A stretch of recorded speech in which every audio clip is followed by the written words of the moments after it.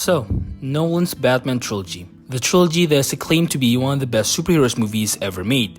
The trilogy that was made by the man and the legend himself, Mr. Christopher Nolan, the same guy who would then go on to create lots of other masterpieces like Interstellar, Inception, and the latest one, Oppenheimer. But even though he's one of the best filmmakers to date right now, I think Nolan did a meh job at bringing The Dark Knight himself to the big screen. But first, what do you mean by meh?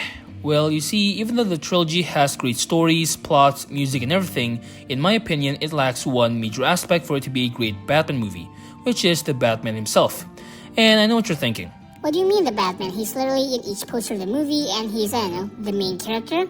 And yes, while that is true, that is not what I meant. What I mean is, not that the movies lack the appearance of the Batman, but every time the Batman appears, he just doesn't feel like the Batman. He has the black suit and everything, but the way he acts in each of the movies is just kinda disappointing. Especially for a man who was Ra's al Ghul's best student, a man who's supposed to master every martial arts on the planet, and a man who is supposed to be the peak of human capability. But first off, let's talk about the good stuff in this trilogy, and there are quite a few. And the first one, and most obvious one, is the writing. Of course, being a Christopher Nolan movie, the writing is top-notch, although I have some complaints, but we'll talk about that later.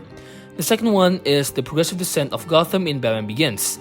Like, we see it in this, subway Wayne thing. Like, in this flashback when Bruce was a kid, the subway looks clean and neat. And then later into the movie, it's full of graffiti, trash, and all the other stuff. Also, in Batman Begins, the Batmobile getaway scene is pretty awesome. And also, there's a lot of good one-liners in it. It's a black tank. He's not on a tree, he's flying on rooftops!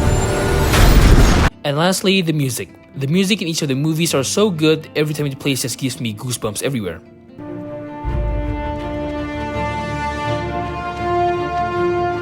But yeah, that's about it. Now let's talk about why, in my opinion, the trilogy of the Nolan Batman is kinda disappointing. And so let's start off with a little bit of backstory. You see, I was bored.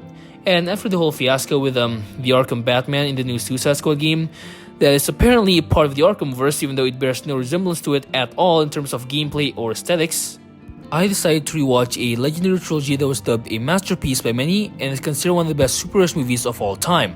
Of course, I'm talking about the Nolan Batverse. And the last time I watched it I was 11 and when DVD was still a thing. And yeah, when I first watched it I was great movie. And so when I was rewatching it I thought it was gonna be a great movie experience again.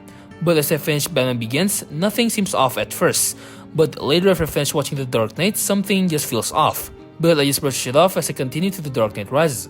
And after finishing the whole trilogy, I finally pinpointed why it just feels off. It's not because of bad plot or anything, but it's just because of the Batman himself.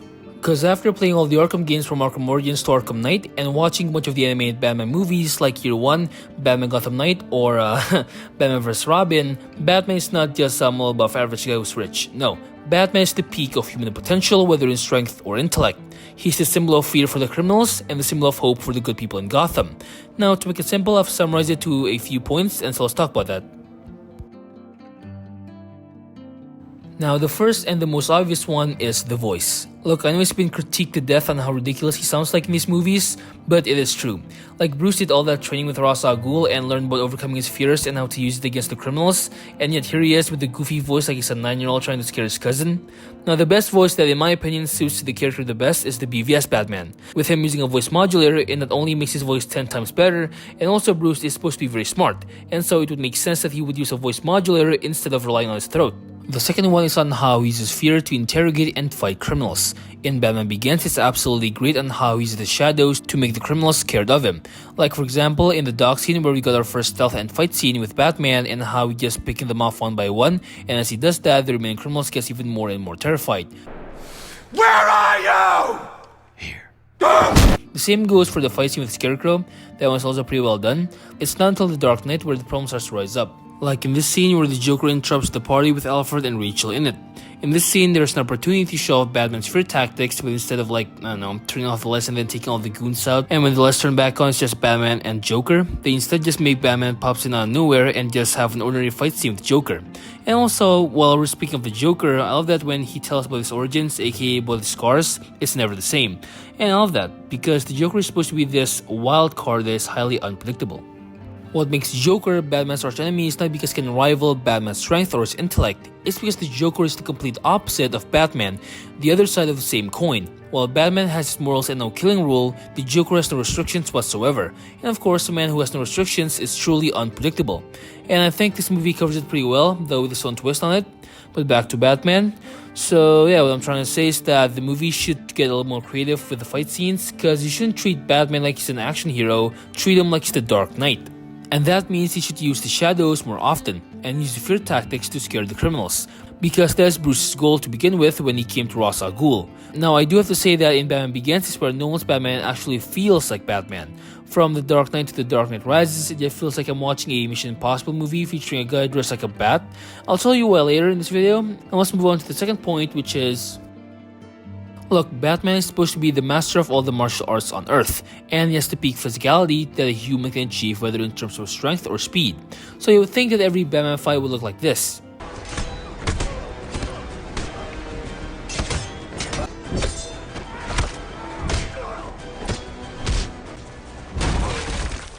But no, Batman fights like he's your average guy who just got an adrenaline boost because he just watched an Andrew Tate motivational ed video. And not just that, his fighting skills are questionable, his speed, agility, and strength are also questionable because, well, he just looks so stiff when he fights. And also when he does any kinds of movements like punches or kicks, he just looks so slow while doing it. Like in this scene when Batman first appeared in The Dark Knight, like he just looks so slow, and when his hits do land, it just doesn't sound strong. Another example is when he fights Bane in The Dark Knight Rises. Look, I know that Bruce suffered some injuries in The Dark Knight, that's why he had to use this leg device thing to make him walk again and gain his strength. But it's not like he's weak now. When he first strapped the device on, he kicked a brick wall and actually broke it. Not bad at all. And yes, I do know Bane is supposed to beat him here, but at the very least make it look like Batman actually trained with the League of Shadows. Because in this fight, his punches and everything that he throws at Bane just looks so slow and weak. And if they're trying to make Bane so strong that Batman is no match against them, then at the very least make Batman use his brains a little. Like, I don't know, in here he could just jump off the railing and grapple gun Bane so that he falls down with him, or Batman identifies Bane's weak spot, which is his mask, and so he throws a batarang at it and, I don't know, broke it. Or something like that, not like how they portrayed him in the movie. Remember when I said after Batman Begins it just feels like a Mission Impossible movie? Well, it's because of the atmosphere of Gotham. Look, the opposite of having a fictional city that is not in real life is that you have free control of what the city looks like. And in Batman Begins, they actually did a pretty decent job with Gotham, with how it's a city full of corruption and everything. But then in the next movie, it's just New York. The whole vibe of Gotham is just gone. Like, maybe they should make the buildings look a little prehistoric. Not like old, but make the buildings there look similar like the Arkham series Gotham, where it's not too advanced but not too old either.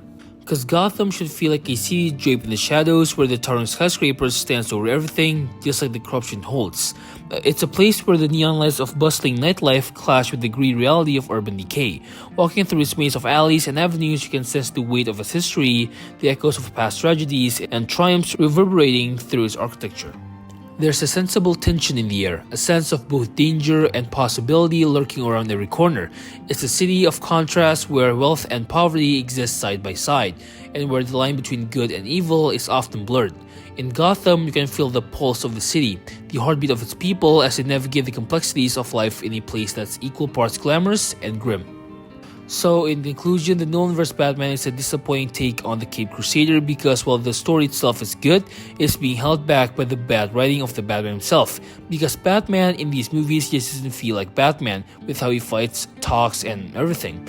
Now, with all that being said, it is just my opinion, and if you enjoy the Nolan Batman trilogy, then don't let me ruin it for you just because I said bad but kinda true statements about the characterization of the Batman. So yeah, that's it for the video, and as always, thanks for watching, and see ya.